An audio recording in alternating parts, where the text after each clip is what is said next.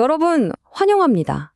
오늘 우리가 함께 파헤쳐볼 이야기는요, 겉보기엔 그저 평범한 동화 같지만 사실은 우리 삶의 목적과 자존감에 대해 엄청난 통찰을 던져주는 작품입니다. 바로 한국의 고전 명작, 강아지 똥인데요. 아니, 세상에 그 많고 많은 것 중에 하필이면 길바닥에 굴러다니는 강아지 똥이냐고요?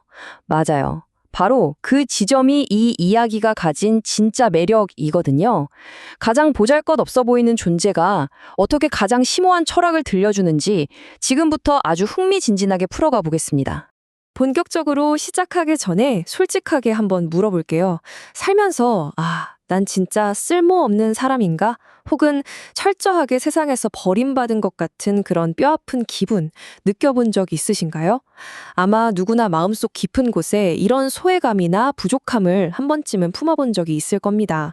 오늘 우리는 상상할 수 있는 가장 낮고 초라한 곳에서 시작하는 이 이야기를 통해 바로 그 보편적인 인간의 감정을 정면으로 마주해보려고 합니다. 자, 첫 번째 파트입니다. 가장 낮은 곳에서의 탄생. 이야기의 첫 장면으로 들어가 보죠. 서리가 하얗게 내린 진짜 뼛속까지 시린 어느 겨울 아침이었어요. 골목길 소달구지 바퀴 자국이 푹 패인 곳에 동네 강아지 흰둥이가 똥을 툭 놓고 가버립니다. 세상에 갓 태어난 강아지 똥 입장에서는 막 피어오르던 온기조차 매서운 바람에 식어버리니 얼마나 당황스럽겠어요? 근데 더 충격적인 건 바로 그 다음입니다. 근처에 참새 한 마리가 포로로 날아오더니 꼭꼭 쪼아보고는 태투에 침을 뱉으면서 에그 더러워 하고는 쌩하니 날아가 버린 거예요. 와, 생각해보세요. 태어나자마자 세상에서 처음 들은 말이 너 진짜 더럽다 라니. 강아지 똥은 내가 똥이라고? 게다가 더럽다고? 하면서 엄청난 수치심과 혼란에 빠지게 됩니다. 시작부터 철저한 사회적 거절을 경험한 거죠. 두 번째 파트, 상처받은 두 존재의 만남입니다. 여기서 아주 흥미로운 인물이 등장합니다. 참새한테 막말을 듣고 억울해서 펑펑 울고 있는 강아지 똥 옆에 사실 흙덩이 하나가 뒹굴고 있었거든요. 근데 이 흙덩이가 위로는 못해줄 망정 넌 세상에서 제일 더러운 개똥이야 하면서 조롱을 하는 거예요. 그러니까 강아지 똥도 질세라 너야말로 울퉁불퉁하고 시커먼 게 꼭 도둑놈 같아 하고 날카롭게 받아치죠. 상처받은 애들끼리 서로 핥히고 싸우는 참 안타까운 상황인 거죠. 그런데 여기서 분위기가 확 바뀝니다. 강아지 똥이 서럽게 우니까 갑자기 흙덩이가 방어막을 싹 거두고 정색을 하더니 진심으로 사과를 해요. 내가 잘못했어. 정말 도둑놈만큼 나빴어. 하면서요. 상대방의 아픔에 공감하면서 두 상처받은 존재가 비로소 서로를 이해하기 시작하는 아주 결정적인 순간입니다. 세 번째 파트는 흙덩이의 슬픈 고백입니다. 흙덩이에게 대체 무슨 사연이 있는지 한번 들어보죠. 알고 보니까 이 흙덩이 원래는 꽤 목적이 뚜렷한 삶을 살고 있었어요. 예전에는 따뜻한 산 밑에서 아기 감자도 키우고 곡식도 가꾸면서 나름 훌륭하게 살았거든요. 바로 어제까지만 해도 주인이 집 짓는 데 쓰려고 수레에 소중하게 실어놨단 말이죠. 야, 이제 나는 사람들을 따뜻하게 품어줄 집이 되는구나 하고 얼마나 가슴이 설렸겠어요. 근데 안타깝게도 바로 오늘 아침 털컹거리는 수레에서 툭 떨어져서 이 차가운 길바닥에 나뒹굴게 된 겁니다. 게다가 이제 곧 소달구지 바퀴에 깔려서 산산조각이 날 운명인 거예요. 자기도 강아지 똥처럼 철저하게 버림받은 처지라는 걸 털어놓으면서 둘 사이에는 엄청난 연대감이 생겨납니다. 자, 근데 여기서 우리가 정말 주목해야 할 놀라운 사실이 하나 있습니다. 흙덩이가 지금 엉엉 울면서 괴로워하는 진짜 이유가 뭔지 아세요? 다가오는 죽음이 무서워서가 아니에요. 바로 죄책감 때문이었습니다. 과거에 진짜 비 한 방울 안 오던 끔찍한 가뭄 때 자기한테만 의지하던 불쌍한 애기 고추나무를 결국 살리지 못했다는 그 죄책감이요.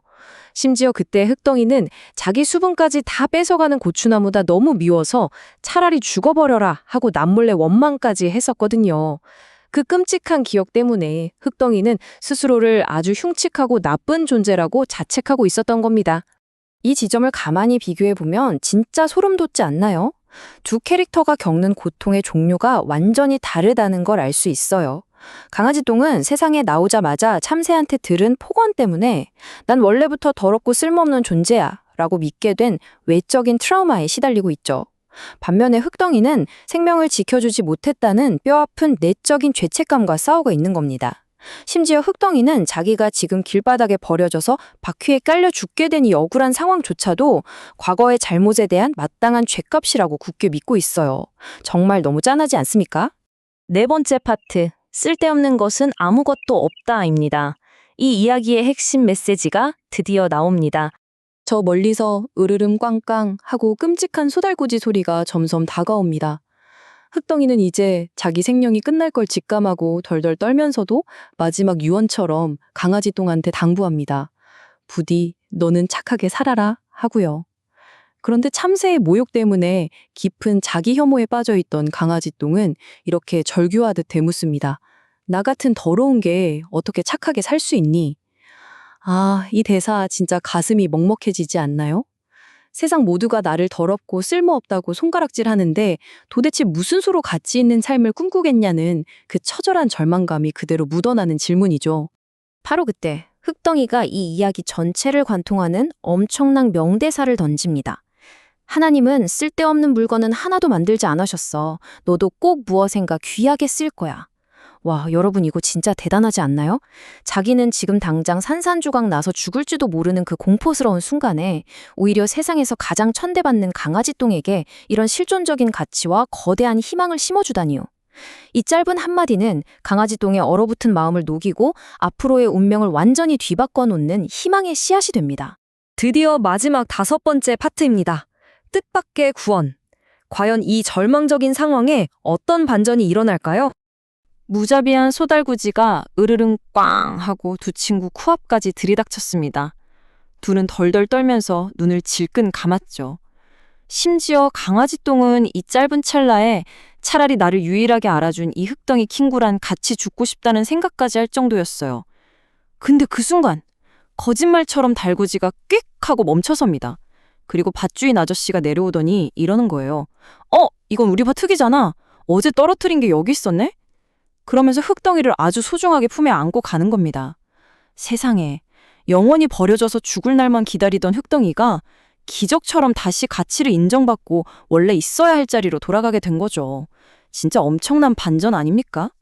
흑덩이에게 찾아온 이 기적 같은 구원은 남겨진 강아지 똥을 물론이고 지금 이 이야기를 나누고 있는 우리 모두에게 아주 강렬한 메시지를 던집니다. 우리가 살면서 아무리 이리저리 치이고 스스로가 한없이 초라해 보이고 어두운 터널 속에 갇힌 것 같아도 말이죠. 이 세상에 아무런 이유나 목적 없이 태어난 존재는 단 하나도 없다는 사실입니다. 여러분, 오늘 이 질문을 꼭 마음속에 한번 품어보셨으면 좋겠어요.